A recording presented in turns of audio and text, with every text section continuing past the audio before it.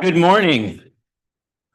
Good morning. I'd like to call to order the November 6th TCC meeting.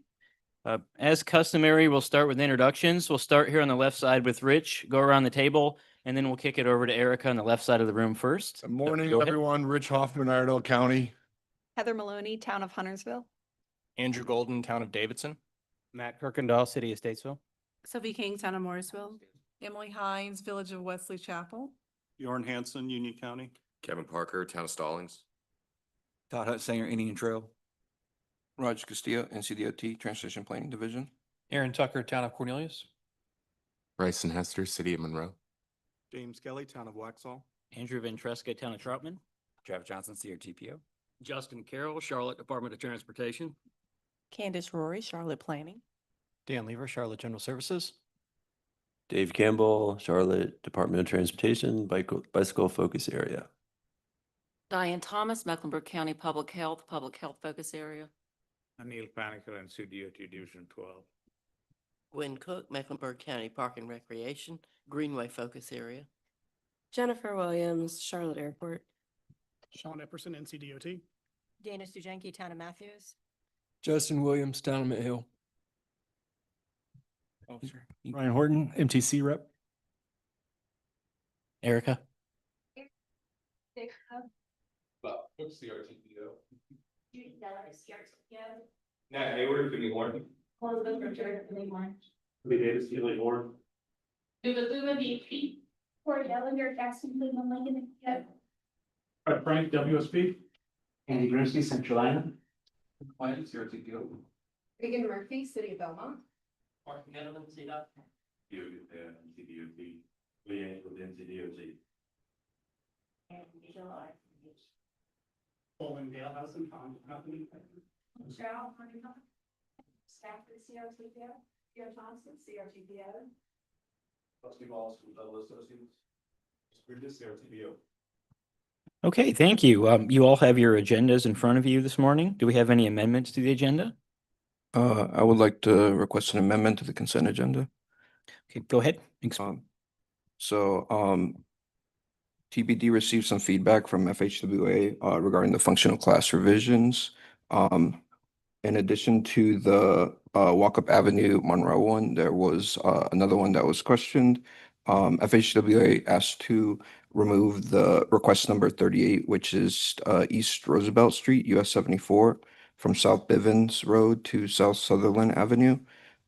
This was requested by CRTPO to be changed from an other principal arterial to an other freeway and expressway. So FHWA questioned this change due to it not being a continuous change segment, since a lot of US 74 is currently other principal arterial, and also not meeting the definition of the freeway or expressway. So TBD would like to request that in addition to the Walkup Avenue revision, we would also want to request the removal of functional class request number 38 on East Roosevelt Avenue. Okay, this amendment was discussed yesterday at staff meeting, so we all heard this before and there were no objections or questions. So with the consent agenda, including the amendment, what we have is the approval of the October 2nd TCC minutes, 2024 through 2033, and 2026 through 2035 TIP amendments, the calendar for the 2026 TCC meeting dates, and I'll just add the only 2 months that are out of the ordinary are January, which is because of the holiday, in May, which is because of the Encampo conference. And this was included in your packet. Strategic plan update, and this was based on the presentation that Brian gave last month. And then the functional classification revisions, which is Walkup Avenue, and then the removal of East Roosevelt Street, which Roger just mentioned. And the attachments were included in your packet. So do we have a motion to approve the consent agenda with the revision that was asked about? We need to approve. The revision to the agenda before. Okay. Approve it. Okay, we need to approve the revision to the agenda before we can approve. Yes. So move. Justin's the second. Okay. Okay. Now, do we have a motion to approve the consent agenda? Second. Okay, motion approved. We do have one business item today, and that's regarding the 2055 MTP. So we approved the agenda, we passed the agenda. Now we approve the consent agenda. Okay, I think we just did, didn't we? We didn't approve the agenda then. Okay. Well, do we have a motion to approve the agenda? So moved. Okay, so we approved, so Roger made the motion to approve to amend the consent agenda. Justin seconded that consent. There were no objections. Then we should have approved the adoption of agenda today. So I had Heather and Dan, but I think that was for consent agenda. So we need someone to adopt the agenda. So I need a first and a second. So moved. Okay, so Matt, Heather, okay. Okay, agenda is adopted. All right, well, we'll move forward to the business item now, which is the update to the MTP. And this is going to be Nat Hayward with Kimley Horn.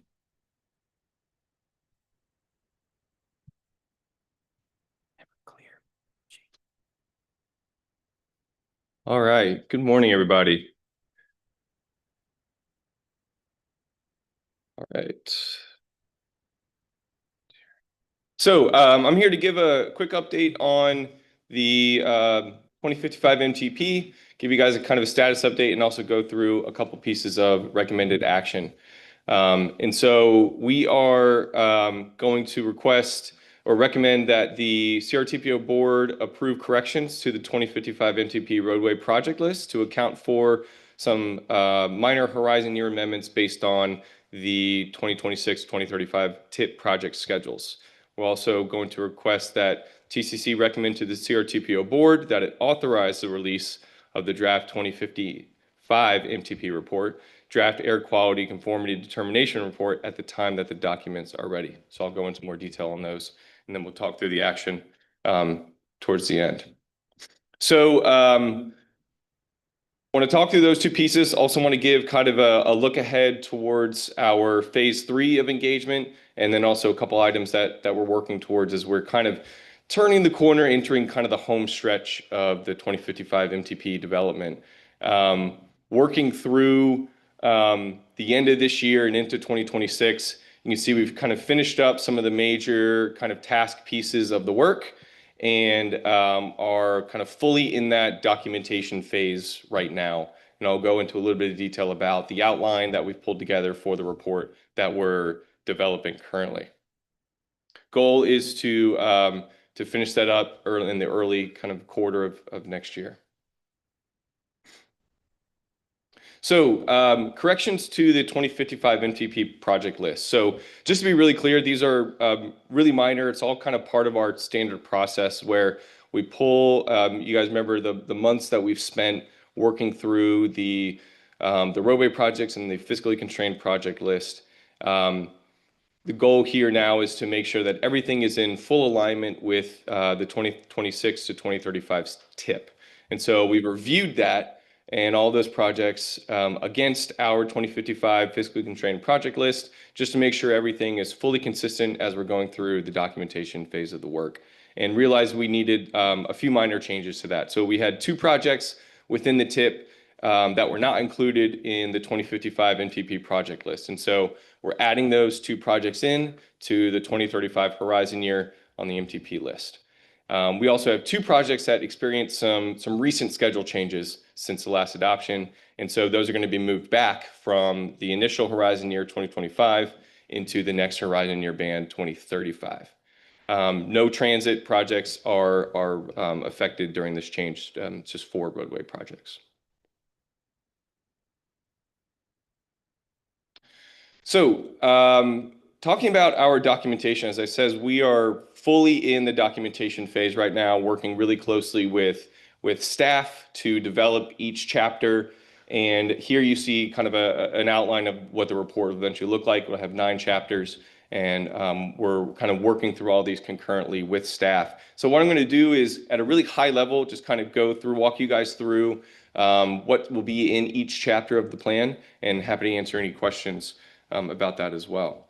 So our first chapter is all about the introduction, right? Orienting the reader and users of the plan to the plan itself, to CRTPO if they're not aware, making sure that there's any kind of perfunctory regulation information that they need to be aware of up front, that's all captured in there. Pretty standard stuff here. We capture our goals and objectives in here, talk about our planning process as well, and making sure that the reader's aware that we're in alignment with other plans locally and around the region. Chapter 2 is all about documenting our engagement. I know we've talked a lot about the work our engagement has done as part of this process. It's been really, really robust, collaborating with staff, and staff has done a great job through that process, leading that. And we want to make sure that we document that all here within Chapter 2. And so we want to tee up our approach, what we've done throughout the engagement process, the different tools and activities and promotional awareness tools that we use as well. We want to make sure we highlight all our boards and committees, of which there were several. We want to make sure that get memorialized within the plan so that readers around the region understand all the collaboration coordination that went into this effort. And then we break down kind of each individual phase of engagement, talking about the specific goals for that round of engagement, the tools and activities that were used, as well as some of the results that come out of that. You'll see an asterisk there on phase 3 of engagement. It's because phase 3 engagement is all about the public reviewing the draft plan itself. So in the draft version of the plan, we won't really have much content for that section yet. We'll leave sort of a placeholder there, let the reader know that that's the fact that they're reading this draft version means that phase 3 is currently in development. And so there'll be a little bit of a placeholder there. Once we go through that third phase of engagement, get feedback from the public, we will then make sure to document that all in the final version of the plan that will become adopted. And Chapter 3 is what we're calling our State of the Region chapter. This is essentially our kind of current conditions as it relates to transportation around the region. You all may remember the existing conditions report that we pulled together really early in the process. This is essentially a streamlined version of that chapter, sort of highlighting those kind of community transportation mobility trends that are most critical to telling the story of transportation around the region. So highlighting our needs, our challenges, our opportunities, our current conditions for that. We also go into some detail comparing our region to some other peer regions around the country. And we make sure to call out other regional initiatives that are kind of influencing the transportation direction for the region. And it's kind of finished off with a really intentional conclusion of some key challenges that we're facing as a region as it comes to transportation.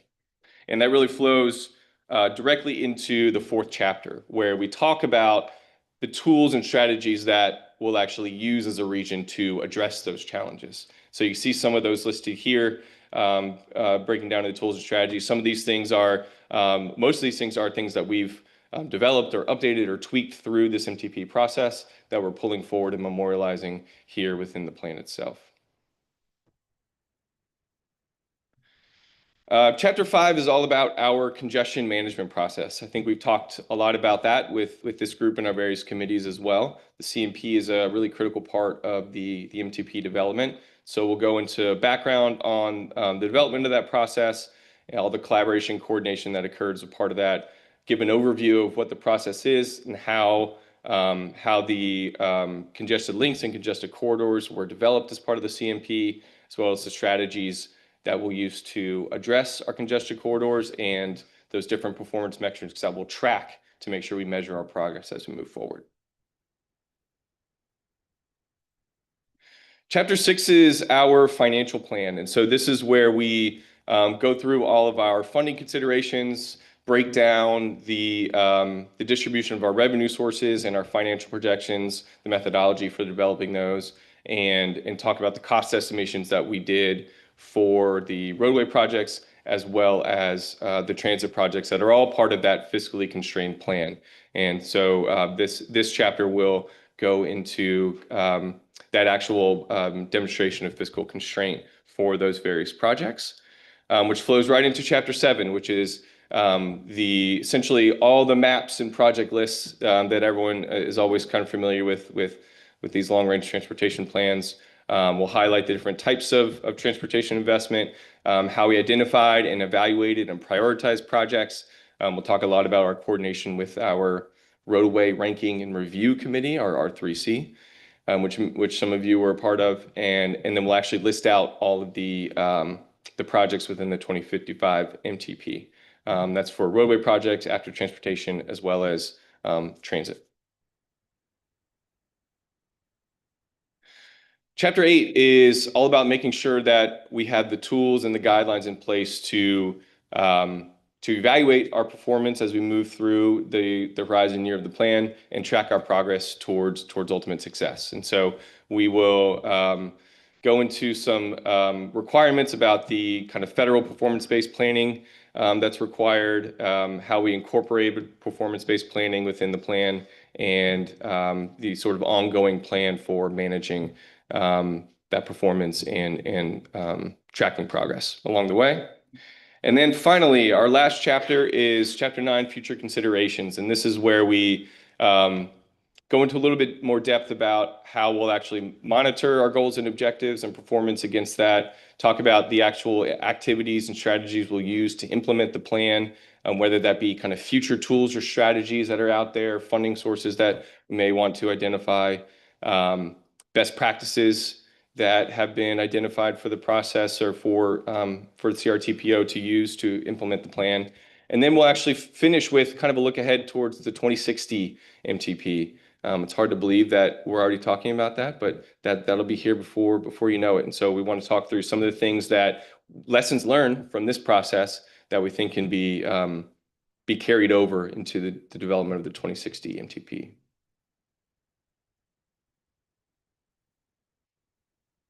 All right, moving on to quick update on our third phase of public engagement. Obviously, we're not in that phase yet, but just kind of want to tee you all up. Just a quick reminder, our first phase happened last year. It was all about sort of understanding the needs of the region, what's working well in our network now, what's not, what's our ultimate vision for transportation, making sure we're orienting the public to what this process is, how their feedback influences the process. That second phase, conducted earlier this year, was all about getting feedback on our draft fiscally constrained project list, and in making sure that list was in alignment with the previously identified goals and objectives within the plan.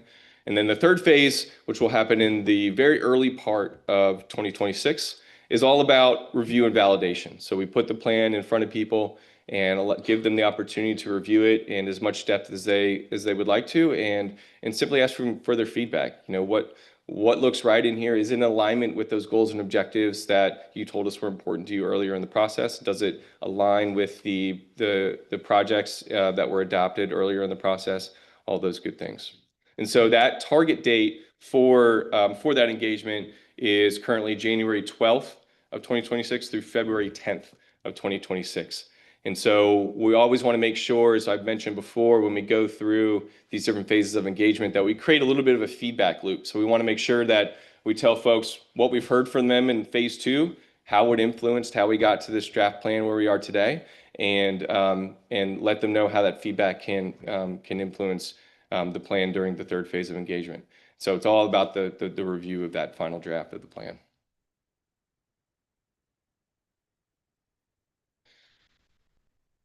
Some various activities we'll do during phase 3. Some of these are similar to some approaches we used in earlier phases. We'll lean heavily on our digital engagement tools to kind of get a large quantity of participation.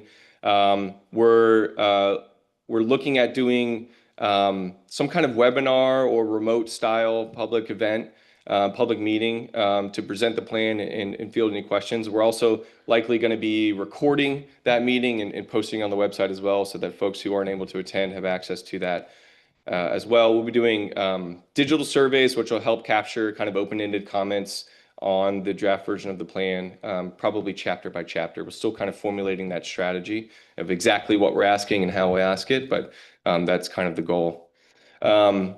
We also want to find ways to go back out into the community as we've done during previous phases. And so we'd like to identify any municipal boards or neighborhood groups that we might want to engage directly with to come by and present the plan and gather feedback or provide the opportunity to give feedback as necessary. And so kind of an open ask to all the folks here in this room is just to let us know about any events in your community that you think the 2055 MTP team could be there to have a presence or promote the draft plan for feedback or do a small presentation.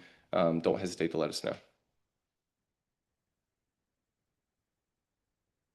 And looking ahead, air quality conformity determination. So this is a federally required task within the 2055 MTP development, and that conformity determination is underway. So that'll occur for those projects within that 2026-2035 TIP horizon, as well as all the other 2055 MTP fiscally constrained project list, all the projects on that list.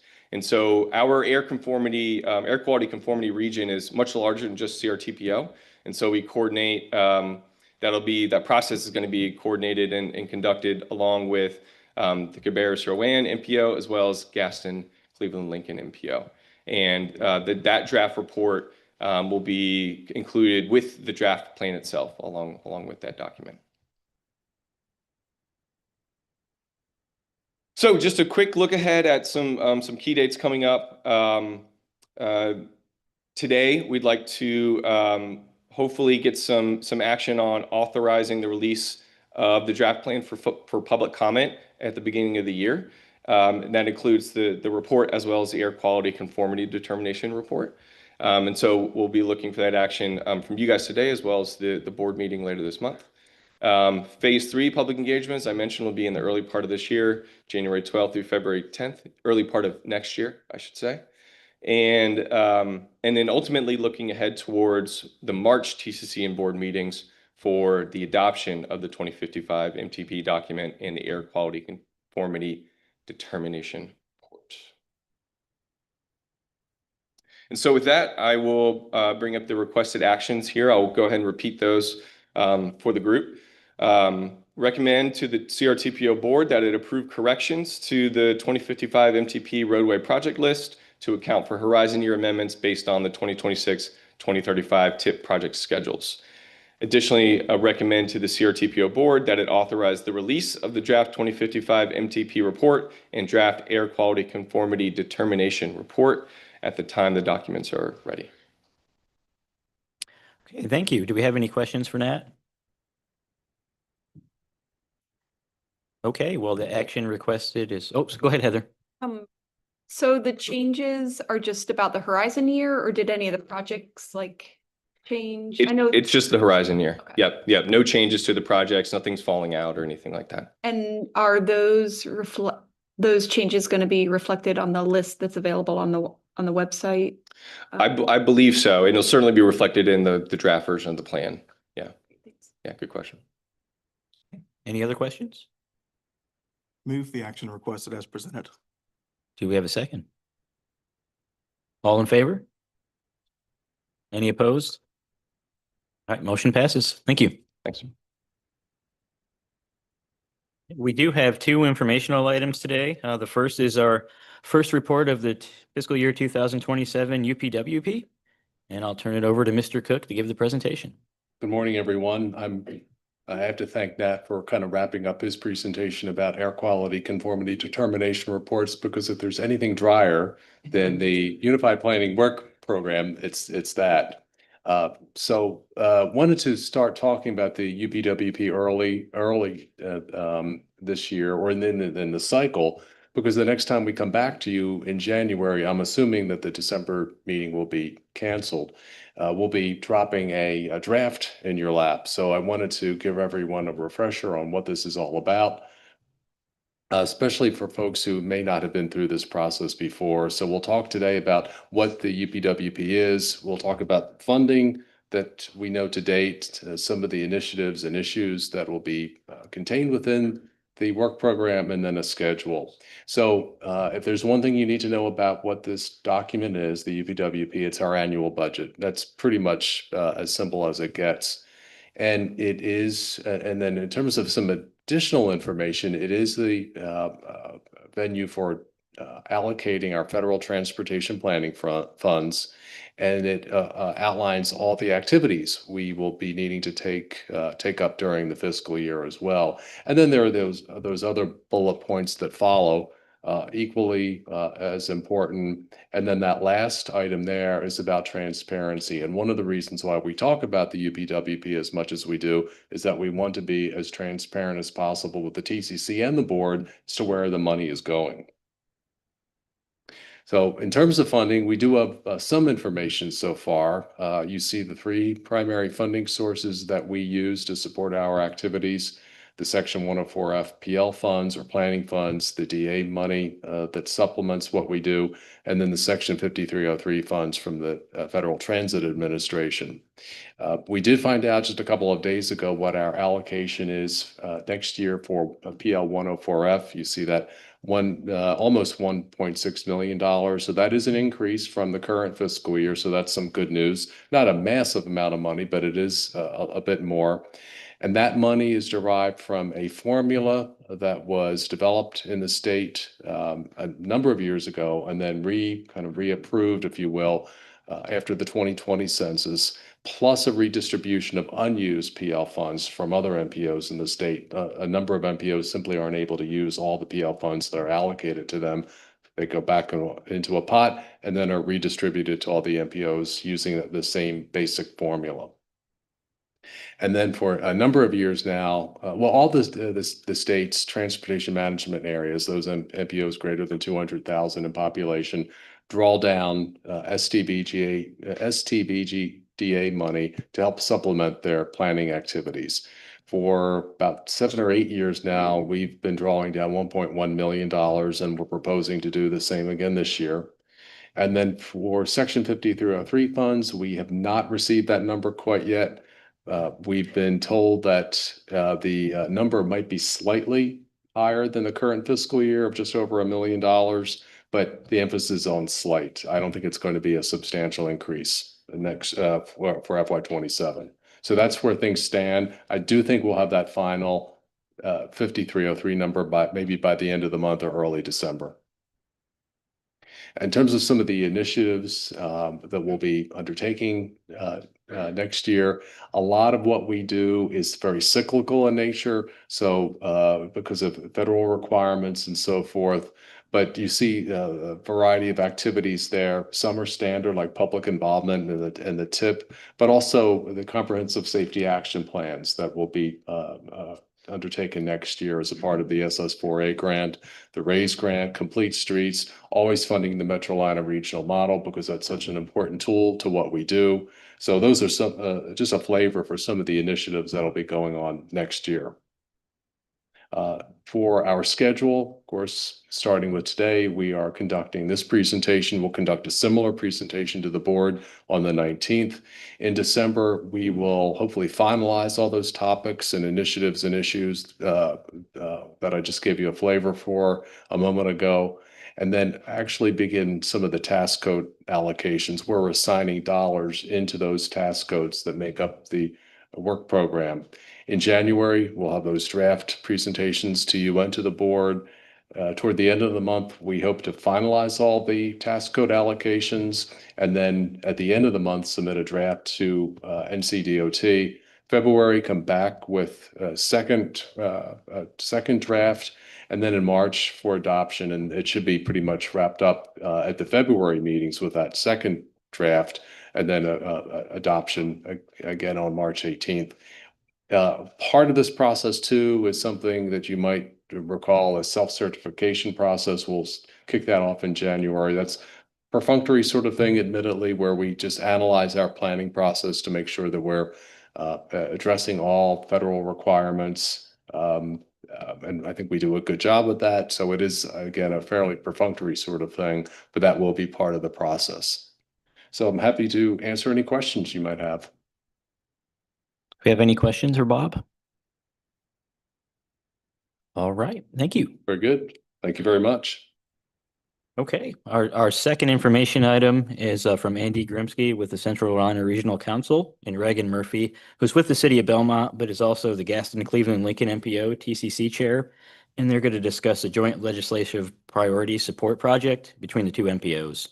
So we'll turn it over to Andy. All right, good morning, everybody. As Andrew said, Andy Grimsky, Central Carolina Integrated Mobility Center. I am joined again with Reagan Murphy, City of Belmont, but also the TCC chair of our neighboring MPO, Gaston Cleveland Lincoln.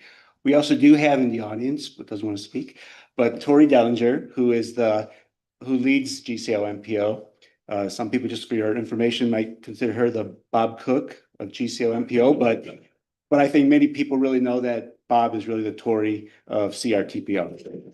So The real ones know. that's right. So anyway, having said that, so for the last 7 or so years, there's been a joint MPO meeting between GCO MPO and CRTPO. Central Line has been facilitating this meeting, and it's really just an opportunity to promote regional collaboration between the two MPOs, just get together, talk about common issues, and strengthen the bonds between the MPO members.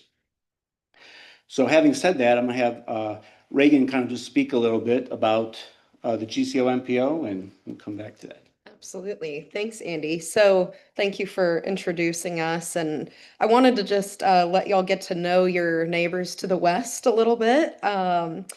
Just a couple of highlights about the Gaston, Cleveland, Lincoln, and MPO region. So we do have 3 counties comprised of 34 local governments. Our MPO has 19 voting members. We have a population that's just over 400,000 as of the last census, that covers just over 1,100 square miles. Daily in our region, we see about 13 million vehicle miles traveled, and about a third of our workers are commuting over here every day into Mecklenburg County. I know that personally because I pass them on my way to Gaston County. And I deal with a little less congestion on the way than they do. And in Gaston, Cleveland, Lincoln, you know, we have our roadway networks, we have our bike and ped and freight infrastructure. We also have been expanding our public transit infrastructure over the last several years. So wanted to highlight that. We've had fixed route and on-demand transit for a long time in our 3 counties. But we also recently introduced microtransit in the city of Gastonia. I think the region is really excited and really proud of that effort. Go Gastonia. Hopefully you've heard of it. It's been around for coming up on 1.5 years now, and we're really excited to see how that continues to grow.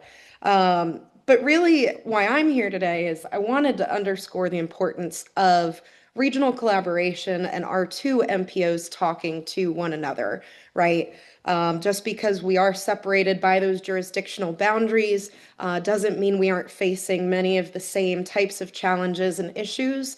And I know that we talk about a lot of the same challenges in our TCC and at our board meetings that you all tackle right here. Some of those include the rapid population growth that's hitting our region, and that's definitely not only hitting Charlotte, but spilling over into many of our neighboring communities, and not just on the GCL side, but across the greater region. As a result of that, we're seeing congestion, we're seeing pressure on our existing infrastructure, which is constraining our commuters, our residents, and our visitors as they're traveling through, as well as our freight movements as they're trying to navigate through our region and beyond. And as we see that pressure grow on our infrastructure, we're seeing impacts to quality of life across our region. And the experience for our residents and commuters when they're navigating, 74 or 85 on their way from Gaston to Mecklenburg or vice versa, that experience doesn't necessarily change. They don't necessarily see that sign that says, you are now entering Bob Cook's CRTPO. Maybe we should put that sign up. But for your average resident or visitor who's not aware of those jurisdictional boundaries, they're not thinking about who's controlling those roads or who's funding them. They're thinking about, why am I sitting in this traffic? Why am I experiencing this congestion? And so that's really at our core what we're trying to address, right, as a broader region, is how can we improve that quality of life and work together to do so. I know that you are all grappling with the same broader issue that we are as well, which is that funding for transportation improvements is simply not meeting the demands that our region has. And several of the regional plans that have been adopted by our broader region in the last half decade or so, not just each of our MTPs, but also the Connect Beyond regional mobility vision, all call for greater regional collaboration, more discussions and coordination between our two groups to help meet this moment and help advocate for those broader demands that our residents and our commuters need across the greater region. And so I'll turn it back to Andy. As he mentioned, we've kind of been having these discussions on an annual basis for the last almost decade. And so the last MPO meeting we had some really great recommendations and action items come out of that. So Andy is going to kind of talk about what do we do next and what does that coordination look like moving forward. Thank you, Ray. So as Reagan mentioned, after our last joint MPO meeting, which was last February, we heard a lot of great comments afterwards. And a lot of it was, it's great to meet this once a year. We have this meeting, but it's really, I think there's more opportunity out there that we can work together throughout the year. So some of the next steps to recommend is like, are there ways to kind of identify these opportunities to amplify the region's voice? And I define region as on both sides of the MPO line. Also, are there ways to identify and define different policy priorities that both MPOs may share? And then last thing is, as Reagan mentioned, the issue of transportation funding and just talking about that a lot more outside of just this once a year meeting. There's a lot of things going on at both the federal and state level that just trying to stay on top of a lot of those changes. So GCO MPO and CRTPO have engaged Centralina to lead an effort to form a cross MPO coalition. And the major emphasis will be to inform the boards of both sides of the key state and federal policy, funding, and legislative proposals. Federal transportation funding is going to start being a major topic, hopefully soon. Just the reauthorization of the transportation bill. So I want ways of staying on top of that and providing information to both MPOs, as well as different initiatives that may be at the state level. Also look at a development of a joint MPO priority project list and different policy priorities that we can use, again, to advance our shared objectives. So the first step is the board chairs of each MPO will designate 3 to 4 MPO board members. They'll be made by the chair, and the chair will probably be as a member of the committee as well. How TCC is factored in, I think, will still be determined. But we anticipate that the coalition meetings will start early next year and expect to have 3 or so throughout the winter and spring. As it progresses, we'll be bringing updates to this board and the MPO board, but just stay tuned. But it's really, again, it's about information sharing and making sure we're on the same page and we're pushing our joint combined priorities together at state level as well as the federal level.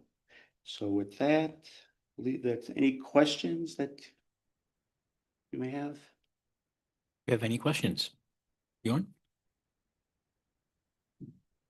Yeah, I worry about meeting fatigue, honestly, because I mean, I was brainstorming all the initiatives we have that talk about funding and advise us. You've got the national MPO, the state MPO, CART Post staff, CRAFT, CATS. Centralina already does a lot of very useful planning on transit and other initiatives. Got a very informative email just at the beginning of this meeting, and I just worry about duplicating efforts and you know, just information we're already getting from other sources. Is that a question or a comment? It's an observation. Okay. I mean, I think I agree with some extent. I think that's the reason why, you know, instead of having 2 joint efforts at the CRTPO level, at the GCL, why don't we just combine our efforts or kind of all roll in the same direction? So that's, I guess, how I look at it. Any other questions? Okay, thank you very much. All right, thank you all. All right. Last item on our agenda is reports. Your monthly NCDOT report was included in your agenda packet. Does anybody have any questions or comments regarding that? Okay, I think the only other report we have is from Jennifer Stafford with CARTPO regarding the discretionary program.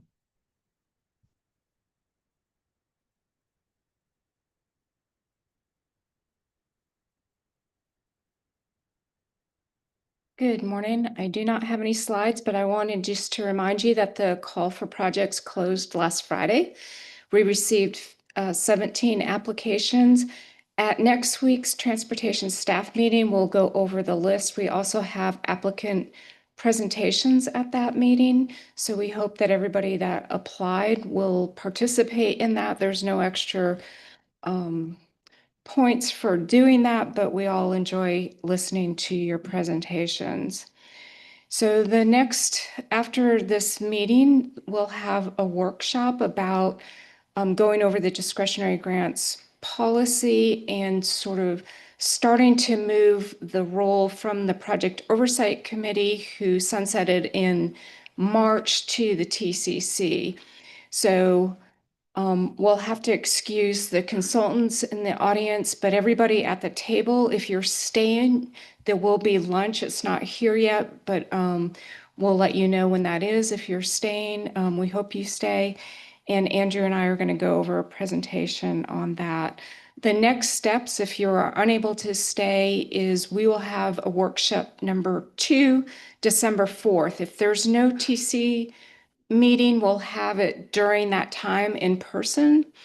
And that will be more of a meeting where we'll look at the project list, the requested amounts, the funding, and have deeper discussions. Today is what that's going to look like, how to apply the policy, and just sort of in the weeds type stuff. And I think it will also help if you're planning on submitting an application in the future and you haven't done that, listening to what the Project Oversight Committee used to do and now the TCC, I think will help make you a better applicant. So that's my food for thought on that. So I think that's it. Are there any questions for today or in the future meetings? So again, we'll need to excuse any consultants. If you're staff level, like Tori, you're welcome to stay. Other staff members are welcome to stay, but I only have lunches enough for everybody on the TCC. Okay, thank you, Jennifer. I'll just mention after we adjourn today, we'll take a few minutes and stretch our legs and get up and whatnot, and then we can start the actual presentation for the discretionary program. One announcement I did want to make. It looks like we'll be able to continue our annual tradition of canceling the December TCC meeting. But please look forward, anticipation, be excited, look for that email officially canceling the meeting. So we'll all be looking forward to that one. But with that, that's all we have on the agenda today. So we are adjourned.